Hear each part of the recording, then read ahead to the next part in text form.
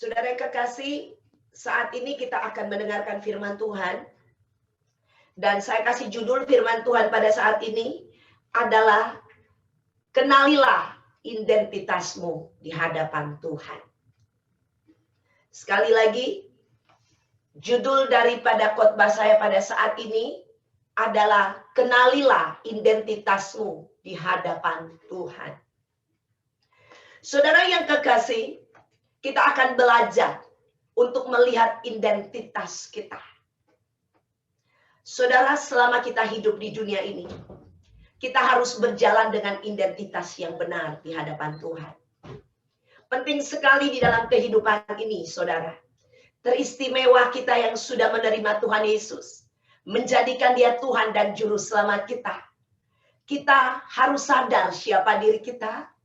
Dan pada waktu kita mengerti, kita mengetahui identitas kita, saya percaya kita akan berjalan lebih daripada pemenang. Kita akan berjalan from glory to glory, dari kemuliaan kepada kemuliaan. Saudara, baiklah kita akan melihat. Yang pertama, saudara, sebelum manusia jatuh di dalam dosa, kita akan melihat identitas kita di hadapan Tuhan pada waktu Tuhan menciptakan kita. Itu yang pertama. Pada waktu manusia diciptakan, kita akan lihat identitas kita. Mari sama-sama kita akan buka di Kejadian 1 ayat 27. Dan kita akan baca bersama. Kejadian 1 ayat 27. Silakan. Sama-sama saudara perhatikan di screen, kita akan baca sama-sama. Maka Allah menciptakan manusia itu menurut gambarnya. Menurut gambar Allah diciptakannya dia, laki-laki dan perempuan diciptakannya. Saudara yang kekasih, pada waktu Allah menciptakan kita, Dia menciptakan kita sempurna adanya. Ini identitas kita, saudara, pada waktu diciptakan. Saudara, dikatakan kita diciptakan menurut gambar dan rupa Allah. Bayangkan, Anda dan saya dibuat Allah seperti gambarnya, serupa dengan gambar Allah dan rupa Allah. Saudara yang kekasih, jadi di dalam diri Anda ada rupa dan gambar Allah. Setiap kali Allah melihat diri kita, Dia melihat gambar dirinya. Dia melihat rupanya ada di dalam kita. Itulah kita, saudara, pada waktu Dia menciptakan. Nah, ini yang pertama. Dan yang kedua, kita akan lihat siapa kita pada waktu diciptakan Allah. Kita lihat Kejadian 2 ayat 7. Ketika itulah Tuhan Allah membentuk manusia itu dari debu tanah dan menghembuskan nafas hidup ke dalam hidungnya. Demikianlah manusia itu menjadi makhluk hidup. Saudara yang kekasih, yang kedua, pada waktu Allah menciptakan kita, saudara, Dia membentuk kita dari debu tanah. Setelah Dia membentuk kita, dikatakan oleh firman Allah, Dia menghembuskan nafas hidup kepada diri manusia. Sehingga manusia menjadi makhluk hidup. Di dalam diri manusia, pada waktu dia dibentuk oleh Allah, di dalamnya ada nafas Allah. Dia menghembuskan nafas hidup. Ada kehidupan Allah di dalam diri manusia. Betapa dahsyatnya kita. Betapa luar biasanya kita, saudara. Nafas Allah ada di dalam dirimu dan di dalam diri saya. Dan nafas Allah itu adalah roh kita, saudara. Hidup di dalam kita.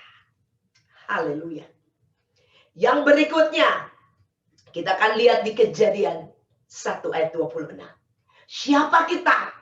Pada waktu Allah menjadikan kita.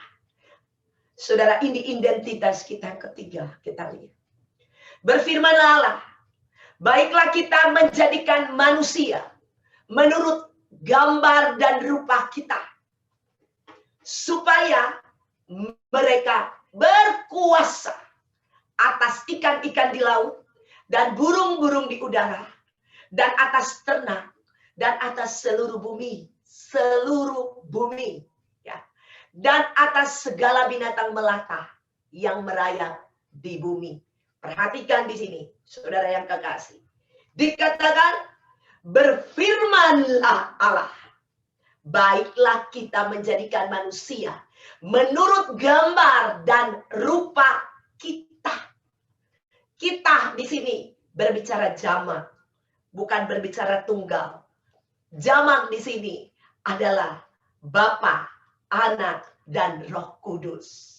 Saudara, imagine kita diciptakan serupa dengan Allah Bapa, Allah Anak Yesus Kristus, dan Roh Kudus. Luar biasa. Di dalam diri kita ada image Allah, ada image Tritunggal di dalam diri kita. Ini dahsyat, ini powerful. Pada waktu Tuhan menjadikan kita, ini adalah identity kita pada waktu kita diciptakan. Dan dikatakan supaya mereka berkuasa. Saudara, dikatakan supaya mereka berkuasa. Berkuasa di mana, saudara? Dikatakan seluruh bumi. Saudara, kuasa apa yang diberikan kepada kita, saudara? Saudara, kuasa yang diberikan kepada kita adalah kuasa Allah. Betapa mulianya kita. Betapa luar biasanya identiti kita. Amin. Pada waktu kita diciptakan Allah, saudara, sempurna, perfect, luar biasa. Jangan main-main atas hidupmu, saudara. Untuk itu, kenalilah identitasmu di hadapan Allah. Sehingga kita tidak mempermainkan hidup ini, saudara. Haleluya. Dan saya percaya, hari ini akan merubah hidup kita. Dan kita tidak akan menjadi sama lagi. Amin. Kita akan berjalan dengan otoritas dan kuasa. Haleluya. Yang berikutnya, yang terakhir, kita lihat siapa kita. Di Kejadian 1 ayat 28a. Saudara, dikatakan, Allah memberkati mereka. Mereka di sini adalah manusia ciptaannya. Terima kasih. Saudara, yang keempat, saudara, di dalam diri kita, pada waktu Allah menciptakan kita, saudara, Allah memberkati kita. Di dalam diri manusia, pada waktu diciptakan, di situ dilengkapi dengan berkat Allah. Haleluya. Saudara, berkat Allah ada di dalam diri manusia pada waktu dia diciptakan. Manusia berjalan di dalam berkat, tidak berjalan di dalam kutuk. Saudara, ini penciptaan manusia. Ini identiti kita pada waktu kita diciptakan oleh Allah. Tetapi sayang sekali, kita akan lihat di sini bagaimana manusia yang kedua, manusia di mata Allah pada waktu manusia jatuh di dalam dosa. Kita lihat identiti kita pada waktu kita jatuh di dalam dosa. Roma 6 ayat 23a. Dikatakan, sebab upah dosa ialah maut. Saudara, pada waktu manusia jatuh di dalam dosa, di mata Allah, manusia yang tadinya diciptakan begitu rupa, sempurna, dahsyat, luar biasa. Pada waktu ada dosa masuk di dalam diri manusia, dikatakan manusia mengalami apa yang namanya maut. Upah dosa ialah maut. Apa arti maut? Maut adalah perpisahan kekal dengan Allah.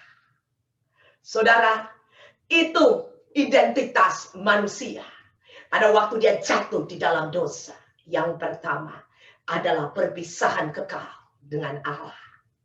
Dan yang kedua, kita akan lihat Pada waktu manusia jatuh di dalam dosa, saudara, manusia di mata Allah kita lihat seperti apa. Roma 3:23. Haleluya. Dikatakan, karena semua orang telah berbuat dosa dan telah kehilangan kemuliaan Allah. Saudara, nomor 2. Pada waktu manusia jatuh di dalam dosa, manusia kehilangan kemuliaan Allah. Manusia diciptakan dengan kemuliaan Allah. Tetapi karena dosa telah masuk, dan kemuliaan itu lenyap dari diri manusia. Itu yang nomor 2. Dan yang berikutnya nomor 3 kita lihat. 1 Yohanes 3 ayat 4. Kita akan lihat siapa diri kita waktu kita jatuh di dalam dosa. Dikatakan di ayat ini, setiap orang yang berbuat dosa melanggar juga hukum Allah. Sebab dosa ialah pelanggaran hukum Allah. Haleluya.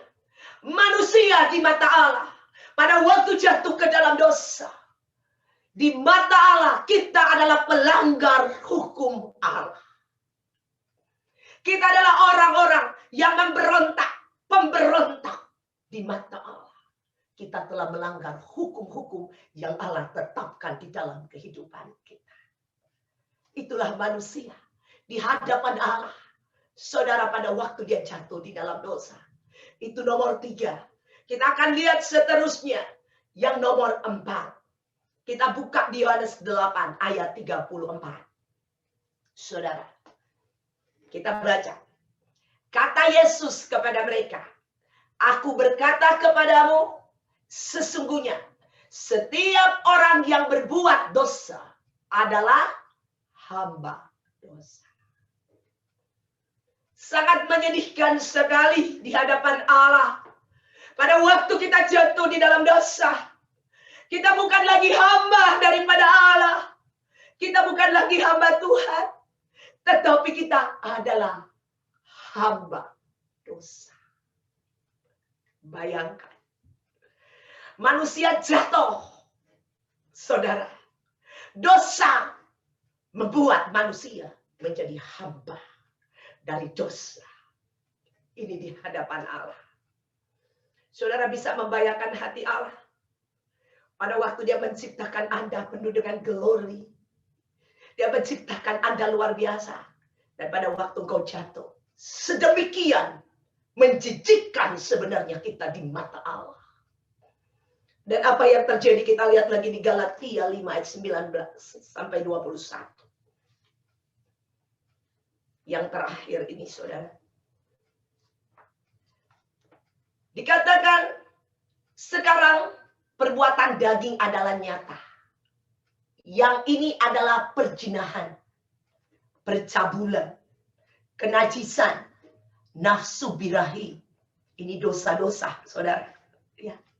Penyembahan berhala, sihir, kebencian, perbedaan emulasi, murka, perselisihan, hasutan, ajaran sesat, kecemburuan, pembunuhan, mabuk, bersenang-senang, dan seperti dari yang saya katakan sebelumnya.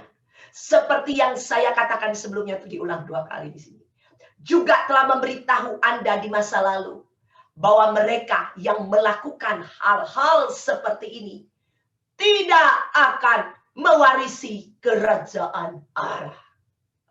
Saudara, jelas di mata Allah kita yang sudah jatuh di dalam dosa tidak memiliki, tidak mewarisi kerajaan Allah. Itulah manusia. Itulah manusia yang sudah jatuh di dalam dosa. Tetapi puji nama Tuhan, Allah tidak berhenti sampai manusia jatuh di dalam dosa dan menghukum manusia. Tetapi Allah begitu mengasihi manusia. Dia menciptakan kita dengan penuh kasih. Dia menciptakan kita dengan dahsyat dan luar biasa. Dan Allah tidak berhenti sampai manusia jatuh di dalam dosa dan berakhir dengan kepunahan, dengan kehilangan kehidupan kekal. Dia tidak berhenti sampai di situ. Saudara yang kekasih, tetapi Allah berinisiatif untuk memulihkan manusia. Karena dia cinta manusia, dia mengasihi manusia. Haleluya. Saudara yang kekasih, Allah telah memulai karyanya kepada manusia. Saudara, sejak manusia jatuh di dalam dosa. Saudara, saat itu permulaan dari pemulihan manusia telah dimulai oleh Allah di Taman Eden sendiri, saudara. Kalau kita melihat darah telah tercurah di Taman Eden, saudara yang kekasih. Di situ Allah memotong binatang di sana. Saudara, dia memotong binatang. Ini berbicara tentang pengorbanan Yesus yang akan dilakukan di atas kayu salib. Dia memotong binatang. Ada korban di Taman Eden, saudara yang kekasih. Dan dia mengambil kulit dari binatang yang telah dipotong. Dan dia membalut, menutupi Adam dan Hawa yang saat itu telanjang, telah kehilangan the glory of God. Kemuliaan Allah. Saudara yang kekasih, dia menutupi dengan darah binatang. Berbicara bahwa nanti dia akan datang di atas Calvary. Dia akan mati di sana. Darahnya akan tercurah di sana. Dan darahnya itu dia akan menutupi dosa Anda dan saya. Katakan amin. Yang mengerti katakan amin. Saudara, ini kasih yang dahsyat. Ini kasih yang luar biasa. Yang tidak pernah bisa diwakili oleh kasih manusia. Hanya kasih Allah yang sanggup melakukan ini. Buat ciptaan yang dikasihi oleh Allah. Dan saudara, kita lihat cerita dari Abraham. Di mana Abraham dipanggil dari Ur-Kasdim. Saudara, Abraham ini orang berdosa. Ur-Kasdim berbicara dosa, tempat, atau dunia yang sudah jatuh di dalam dosa. Saudara, Abraham diberi anugerah oleh Allah. Dipilih oleh Allah. Abraham bukan siapa-siapa. Saudara, dia bukan orang yang hebat. Dia bukan orang yang luar biasa. Dia bukan orang yang tidak berdosa. Dia adalah pendosa. Tapi dia menerima anugerah Allah. Allah memberikan anugerah bagi Abraham. Dia dipanggil, dipilih oleh Allah. Saudara, mendapat kasih karunia Allah. Dan Allah menjadikan dia, saudara, menjadi bapak orang percaya. Dia dibawa keluar dari Ur-Kasdim. Dan Allah membawa dia pergi ke tanah perjanjian. Saudara, tanah perjanjian di Kanaan. Allah membawa dia ke sana, saudara. Di mana Allah memulai satu umat yang akan lahir dari Abraham. Menjadi umat kepunyaan Allah. Menjadi umat kesayangan Allah. Dan Allah ingin supaya satu bangsa ini akan menjadi contoh buat dunia. Bahwa Allah tidak pernah berhenti mengasihi manusia. Dan rencana Allah bagi manusia tidak akan pernah digagalkan oleh yang namanya dosa. Haleluya. Dan puji nama Tuhan, saudara yang kekasih. Kita mengenal apa yang artinya bangsa atau umat pilihan Allah, bangsa Israel. Saudara yang kekasih, walaupun bangsa ini, saudara, adalah bangsa yang tegar tengkuk, yang suka melawan Allah, suka komplain kepada Allah. Padahal mereka, saudara yang kekasih, mereka telah terjadi pembuangan ya di Mesir selama 400 tahun, saudara. Mereka telah menjadi budak di sana. Mereka tidak dikenal lagi. Tetapi karena anugerah Allah, Allah mengambil mereka kembali, membawa mereka masuk ke tanah Kanaan, saudara. Dan saudara, tidak berhenti sampai di situ kasih Allah. Saudara, kepada bangsa ini dan kepada si entire dunia ini, Allah memilih bangsa ini untuk menjadikan contoh sehingga orang bisa lihat siapa bangsa ini. Bangsa ini punya Tuhan dan Allah mau sehingga orang banyak boleh datang kepada Tuhan lewat bangsa ini. Tetapi bangsa ini tidak memenuhi panggilan Allah. Itulah sebabnya, saudara yang kekasih, kita tahu Yesus telah datang 2000 tahun yang lalu dengan kasihnya. Saudara, dia datang, dia mati di atas kayu salib. Dan dia datang membawa identitas yang baru, membawa identitas yang baru buat setiap orang yang percaya kepadanya, buat kita umat pilihan Allah. Yang pertama, identitas yang baru yang dia kenakan kepada kita pada waktu kita menerima Tuhan sebagai Tuhan dan Juru Selamat. Kita dilihat di Yohanes 1 ayat 12. Ini kita punya our new identity. Kita punya new identity, identitas yang baru kita. Yang tadinya kita diciptakan sempurna, kita jatuh ke dalam dosa. Dan pada waktu kita menerima Tuhan Yesus, saudara, dia menggantikan identiti kita. Yang pertama adalah, tetapi semua orang yang menerimanya, diberinya kuasa menjadi anak-anak Allah, yaitu mereka yang percaya dalam namanya. Haleluya. Puji Tuhan, ini identiti baru yang dia kenakan kepada kita, yaitu kita menjadi anak-anak Allah. Katakan amin. Saudara, ini identiti kita yang baru. Kita adalah anak-anak Allah. Sehingga kita bisa memanggil dia apa? Ya Aba, ya Bapa. Amin. Saudara, pegang baik-baik identitasmu. Jangan sampai engkau berjalan di dunia ini dengan penuh keraguan, dengan penuh ketakutan. Saudara, engkau tidak takut lagi, engkau tidak ragu lagi berjalan di dunia ini, karena engkau mempunyai new identity, identitas yang baru sebagai anak-anak Allah. Amin. Kalau anak-anak Allah, Bapa bertanggung jawab atas hidup kita. Haleluya.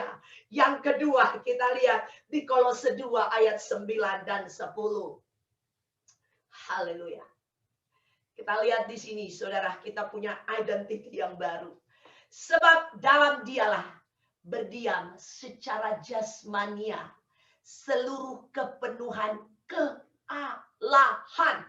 Perhatikan. Ya, berdiam di dalam Yesus, saudara. Dan kamu, yaitu saya dan Anda, yang telah percaya kepada dia, yang adalah anak-anak Allah. Dan kamu telah dipenuhi di dalam dia. Dialah kepala semua pemerintah dan penguasa. Yesus adalah kepala semua pemerintah dan penguasa. Pemerintah apa yang ada di dunia ini? Penguasa apa yang ada di dunia ini? Name it.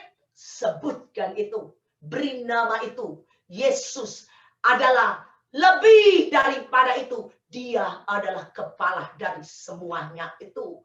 Dan dia yang adalah kepala. Seluruh kepenuhan Allah ada di dalam dia. Dan dia ada di dalam kita. Katakan amin. Saudara, dikembalikan posisi kita. Amin. Kita telah diciptakan serupa dan segambar dengan Allah. Nafas Allah ada di dalam diri kita. Pada waktu kita belum jatuh di dalam dosa. Saat ini seluruh kepenuhan Allah, yaitu Allah sendiri, berdiam di dalam kita. Katakan amin. Saudara, ini identitas kita yang baru. Nomor 2, saudara. Jadi Anda pastikan Anda adalah orang-orang yang tidak terkalahkan kalau Anda menggenakan identitas baru Anda ini. Yang nomor 3 saat ini kita akan lihat. Kita buka. Haleluya. 1 Korintus 6 ayat 17. Dikatakan, tetapi siapa yang mengikatkan dirinya pada Tuhan, menjadi satu roh dengan dia. Haleluya. Saudara yang kekasih. Ingat tadi saya katakan pada waktu kita diciptakan oleh Allah. Dia menghembuskan nafasnya atas kita. Saudara yang kekasih. Dan menjadi roh. Roh kita. Roh kita berasal dari Allah. Makanya roh kita akan kembali kepada Allah kalau sudah berakhir hidup di dunia ini. Saudara yang kekasih. Tetapi dikatakan oleh firman di sini bahwa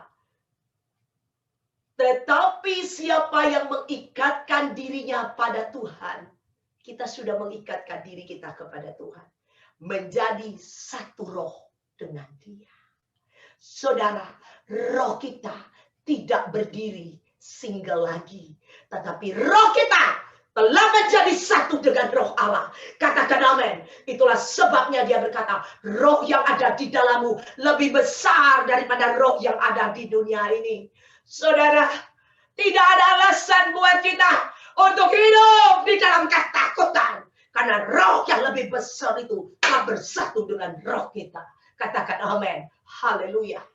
Haleluya. Untuk itu saudara, dengan bangga saat ini saya sedang memberitahu identitasmu dan identitas saya. Sementara saya berkhotbah, Anda dengan bangga berdiri di hadapan Allah, mengucap syukur untuk kamu punya identitas yang baru. Saudara, di hadapan Allah, dan bukan hanya di hadapan Allah, tetapi di dalam nama Yesus, di hadapan iblis saat ini yang mendengarkan khotbah saat ini, saya mau katakan bahwa dia tidak punya kuasa atas hidup kita lagi, karena kita telah memiliki identitas baru di hadapan Allah. Untuk itu pegang terus identitas barumu seumur hidupmu sampai engkau menutup matamu di dunia ini. Engkau harus berjalan dengan identitas yang baru dan berjalan di dalam kemenangan lepas kemenangan. Haleluya. Yang berikutnya Roma 6 ayat 6. Kita lihat di sini. Dikatakan, karena kita tahu bahwa manusia lama kita, perhatikan, bahwa manusia lama kita telah turut disalibkan. Ya, ini dikatakan oleh kitab Roma bahwa manusia lama kita telah turut disalibkan. Berarti sudah disalibkan, ya, supaya tubuh dosa kita hilang kuasanya. Jadi di dalam diri kita tidak ada kuasa tubuh dosa lagi. Karena dikatakan supaya tubuh dosa kita hilang kuasanya. Ya, jadi ini bukan Anda yang berusaha. Ya, bukan Anda yang menyalip-nyalipkan. Tetapi Tuhan sendiri sudah menyalipkan. Ya, dan supaya tubuh dosa kita hilang. Gak ada kuasa lagi. Agar jangan kita menghambakan diri lagi kepada dosa. Haleluya. Jadi saudara, di dalam tubuh kita tidak ada lagi perhambaan dosa. Ya, karena dosa, kuasa dosa telah hilang di dalam kita. Telah disalibkan tubuh dosa kita. Ya, tadi dikatakan, kita lihat waktu jatuh di dalam dosa, kita adalah hamba dosa. Pada waktu kita menerima Tuhan, kita bukan lagi hamba dosa. Kuasa tubuh dosa telah disalibkan. Tidak ada di dalam hidup kita. Yang berikutnya, kita lihat di 1 Korintus 12 ayat 7. Ayat 27. Dikatakan, kamu semua adalah tubuh Kristus. Dan kamu masing-masing adalah anggotanya. Jadi kalau dikatakan kamu semua, berarti tanpa terkecuali semua kita adalah tubuh Kristus. Dan kamu masing-masing anggotanya. Ya, jadi kita nggak berbuat apa-apa untuk menjadi tubuh Kristus. Karena Kristus sendiri yang telah mengatakannya. Yang membuat kita menjadi tubuhnya. Dia adalah kepala dan kita adalah tubuhnya. Saudara mengucap syukur untuk apa yang Tuhan kerjakan bagi hidup kita. Haleluya. Dan yang berikutnya kita lihat di 1 Petrus 2 ayat 9. Dikatakan, tetapi kamulah bangsa yang terpilih. Ya, kalau dia bilang kamu bangsa yang terpilih, saudara cukup mengamenkan itu. Jadi bukan karena Anda yang memilih-milih dirimu, tetapi Tuhan yang telah memilih kita. Jadi kita adalah bangsa yang terpilih, dipilih oleh Allah. Saudara, imamat yang rajani. Kita adalah imam-imam. Kalau dulu hanya imam yang bisa berhadapan datang kepada Tuhan. Saudara, orang biasa nggak bisa datang. Dan yang berjumpa dengan Allah bukan hanya imam biasa. Harus imam besar. 1 tahun hanya 1 tahun sekali datang kepada Allah. Tetapi dikatakan di sini, kita adalah imamat.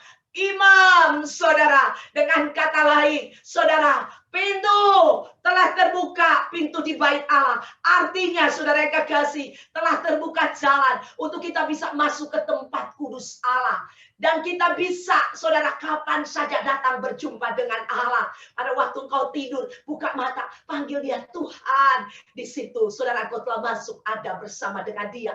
Saudara yang kekasih, anytime kita bisa masuk ke tempat kudus Allah. Dan yang berikutnya, dikatakan yang rajani. Kita adalah raja-raja kecil di dunia ini. Anak-anak Allah. Kita adalah pangeran-pangeran kerajaan Allah di dunia ini. Saudara yang kekasih. Dan di dalam kehidupan kita, saudara, ada status itu dalam kita. Anak-anak Allah. Pangeran-pangeran Allah. Untuk itu jangan takut terhadap kuasa dunia ini. Kuasa dunia ini tidak bisa menjamah engkau. Dikatakan engkau adalah bangsa yang kudus. Kita telah dikuduskan oleh Allah. Engkau harus percaya bahwa kita adalah orang-orang kudus. Karena Tuhan sendiri yang mengatakan kita adalah bangsa yang kudus. Umat kepunyaan Allah sendiri. Allah yang mengakui Anda adalah umat kepunyaannya. Bukan Anda yang sok-sok mengaku diri. Tapi Allah yang mengakui Anda. Saudara, ini luar biasa. Saudara yang kekasih, ini semua karena Dia mengasihi kita. Dia mencintai kita. Dikatakan supaya kamu memberitakan perbuatan-perbuatan yang besar. Dia mau supaya kita ini menjadi mulut-mulut yang menceritakan siapa Allah yang besar. Dikatakan yang telah memanggil kamu keluar dari kegelapan kepada terangnya yang ajaib. Haleluya. Saudara, berarti kita telah dipanggil keluar. Kita bukan lagi anak-anak gelap. Kita tidak tinggal di dalam kegelapan. Tapi kita telah dipanggil dan dipindahkan kepada terangnya yang ajaib.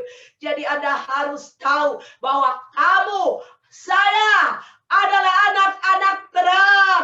Kita berjalan di dalam terang Allah, saudara. Bukan karena kita hebat, bukan karena kita luar biasa, tapi Allah yang berkata-kata demikian kepada kita. Dia yang memindahkan kita dari gelap kepada terangnya yang ajaib. Itu bukan karena Anda, tapi itu karena kebaikan, karena kasih Allah untuk Anda dan saya. Dan yang berikutnya, kita lihat di 1 Korintus 6 ayat 19 dan ayat 20. Dikatakan, atau tidak tahukah kamu bahwa tubuhmu adalah bait Roh Kudus yang diam di dalam kamu, Roh Kudus yang kamu peroleh dari Allah, dan bahwa kamu bukan milik kamu sendiri, sebab kamu telah dibeli dan harganya telah lunas dibayar. Karena itu muliakanlah Allah dengan tubuhmu. Saudara yang kekasih, kita ini, saudara, adalah kepunyaan Allah, bukan kepunyaan diri kita. Dikatakan kita telah ditebus, telah dibeli dengan harga yang lunas dibayar. Saudara yang kekasih, saya mau katakan kepada Anda, dan saya mau katakan kepada diri saya, yang bertanggung jawab atas diri saya adalah Allah yang memiliki hidup saya. Hidup saya no longer bukan lagi kepunyaan saya, bukan kepunyaan dosa, bukan kepunyaan dunia, tapi hidup saya telah dibeli oleh Bapakku, oleh Tuhanku, oleh Rajaku. Dialah yang memiliki kehidupanku, bukan siapa-siapa, dan Dia bertanggung jawab atas hidupku. Dikatakan juga di sini, tubuhmu adalah bait Roh Kudus. Saudara, tubuh kita adalah the temple of Holy Spirit, adalah tubuh baitnya, tempat tinggalnya Roh Kudus, yang berkata adalah firman Allah. Jadi Anda harusnya mengucap syukur bahwa tubuhmu dijadikan rumah Allah. Haleluya. Puji Tuhan. Siapa yang berani jamah rumah Allah? Berhadapan dengan Allah. Berhadapan dengan pemiliknya. Bukan berhadapan dengan engkau. Puji Tuhan. Itulah kita di hadapan Allah. Yang berikutnya kita lihat, saudara yang kekasih. Roma 8 ayat 17. Dan jika kita adalah anak, maka kita juga adalah ahli waris. Haleluya. Saudara, kita ini adalah ahli waris. Tadi pada waktu kita jatuh di dalam dosa, kita tidak bisa mewarisi lagi kehidupan kekal. Saudara, kita tidak bisa mewarisi kerajaan Allah. Tetapi Yesus telah memberikan identitas baru bagi kita, bahwa kita adalah ahli waris kerajaan Allah. Amin. Haleluya. Ahli waris berhak menikmati semua fasilitas kerajaan Allah. Untuk itu saya menghimbau Anda untuk mari sama-sama dengan saya nikmati semua yang ada di dalam kerajaan Allah. Di dalam kerajaan Allah tidak ada penyakit, yang ada adalah kesembuhan. Di dalam kerajaan Allah tidak ada yang nangis-nangis seperti pengemis. Di dalam kerajaan Allah makan minum pakai kita dijamin oleh Allah kita, oleh Bapa kita.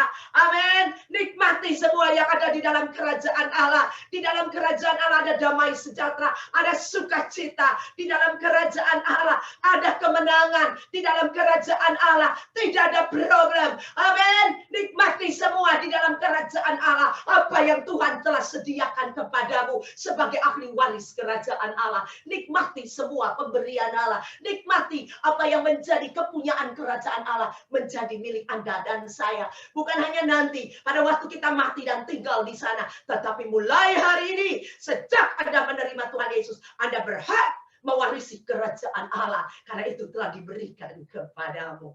Haleluya. Saudara, puji nama Tuhan. Saudara, mengapa kita atau anak-anak Tuhan tidak mampu melihat dirinya sebagaimana Allah melihat diri kita? Karena dosa telah menggelapkan mata dan pikiran kita. Karena dosa, keadaan di sekitar kita telah memblokir cahaya kemuliaan Allah. Sehingga kita tidak bisa melihat diri kita. Tetapi puji nama Tuhan, hari ini, saudara yang kekasih, Tuhan telah membukakannya bagi kita. Apa yang diblok di mata kita, saat ini tidak ada blok lagi, saudara. Semua dihancurkan oleh darah anak domba Allah. Karena kita telah ditebus oleh darahnya sendiri. Saudara yang kekasih, saat ini, saudara, saya mau kasih beberapa contoh sebelum saya akan mengakhiri khotbah saya. Saudara tahu tentang Thomas? Cerita di Alkitab, bagaimana Thomas meragukan tentang kebangkitan Yesus. Dia bilang, kalau saya belum cucu tangan saya di dalam lubang di tangannya Yesus atau di lambungnya, saya nggak percaya. Makanya ada satu statement yang keluar, yaitu berbahagialah engkau yang tidak melihat namun percaya. Saudara yang kekasih, tetapi puji nama Tuhan, identiti Thomas disebut orang yang kurang percaya, tetapi itu diubah oleh Tuhan pada waktu Roh Kudus turun atas Thomas. Saudara yang kekasih, tahukah Anda akhir hidup dari Thomas? Akhir hidupnya adalah dia mati di India. Dia dipanah di India. Saudara, nama Thomas sangat dipuja-puja di India sebagai murid Tuhan yang datang memberitakan kabar baik di India. Saudara yang kekasih, saudara Thomas diubah oleh Allah. Identitinya berubah pada waktu Roh Kudus turun atas dia. Saudara, kita harus berubah identiti kita. Mungkin engkau mendengar berita dari orang. Orang berkata tentang engkau. Engkau ini tidak ada apa-apanya. Engkau adalah orang yang biasa. Engkau adalah orang mungkin yang dihina. Tidak dianggap oleh manusia. Manusia mengecilkan engkau. Mungkin ada orang tua bahkan juga. Saudara pernah mengeluarkan kata-kata kutuk kepada anaknya. Atau ada kata-kata yang tidak enak. Yang tidak sedap. Yang kita pernah dengar dari mungkin teman kita. Orang lain siapapun itu. Saya mau katakan kepada Anda. Tidak ada yang bisa memberhentikan identitimu. Atau telah memiliki identiti yang baru. Semua kutuk yang pernah dilemparkan atas hidupmu. Tidak ada lagi atas hidupmu. Engkau mempunyai identiti yang baru di dalam Tuhan. Petrus, saudara, 54 hari sebelum pencurahan Roh Kudus. Dia menyangkal Yesus, saudara. Hari terakhir pada waktu Yesus akan disalibkan. Dia dinaik Tuhan. Dan Yesus turun dalam kerajaan maut, mati 3 hari, saudara. Dia bangkit pada hari yang ketiga. Dan sejak kebangkitannya, hitung hari pertama, hari ke-40 dia naik ke surga. Dia suruh tunggu di loteng Yerusalem, murid-murid. 10 hari kemudian, yaitu hari ke-50 sejak Yesus bangkit. Saudara yang kekasih, Petrus dipenuhi oleh Roh Kudus. Setelah dia dipenuhi oleh Roh Kudus, saudara yang kekasih, Petrus yang 54 hari sebelumnya menyangkal Yesus dinaik Tuhan. Tetapi waktu Roh Kudus turun atas dia, Petrus menjadi berani. Dia berkhotbah 3.000 orang bertobat, percaya kepada Yesus dan dibaptis. Dan dikatakan bahwa Petrus, dia melewati jalan-jalan dan bayangannya menyembuhkan orang-orang. Saudara yang kekasih, betapa luar biasanya. Seorang yang 54 hari yang lalu telah mengkhianati Yesus. Tetapi kuasa Roh Kudus masuk di dalam hidupnya, mengubah identiti Petrus. Saudara yang kekasih, Petrus tidak menjadi sama lagi. Dia telah diubahkan menjadi identiti yang baru. Paulus, saudara yang kekasih, cerita Stefanus yaitu mati di rajam batu. Behind itu adalah Paulus di balik semua itu, saudara.